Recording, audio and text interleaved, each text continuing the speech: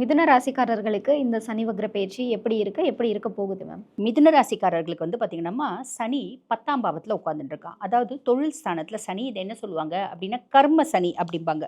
பொதுவா கர்மஸ்தானத்தில 10ல ஒரு பாவி இருந்தா உங்களுக்கு யோகம் உண்டு. அதெல்லாம் ஓகே தாம்மா. ஆனா 10ல இப்ப எந்த பாவி உட்கார்ந்துட்டு இருக்கான்? சனி உட்கார்ந்துட்டு இருக்கான். ராகு உட்கார்ந்திருந்தா அப்டின்னா, நீ மூலையில உட்காந்துட்டு, "ஏய் நீ அத செய், இத செய், அத பண்ணு, இத பண்ணு" கோடிக்கணக்கில நீ லாபம் சம்பாரிச்சுக்கலாம். ஆனா, சனி உட்கார்ந்துட்டு இருக்கான் அப்படின்றதுனால, நான் ஒரு ஸ்தாபனம் வச்சுட்டுருக்கேன் அப்படின்னா, அந்த ஸ்தாபனத்தில பெரும் முயற்சி நான் தான் போடணும். நீ எந்த அளவுக்கு வேலை செய்றியோ, அதுக்கான பலன நான் குடுப்பேன்.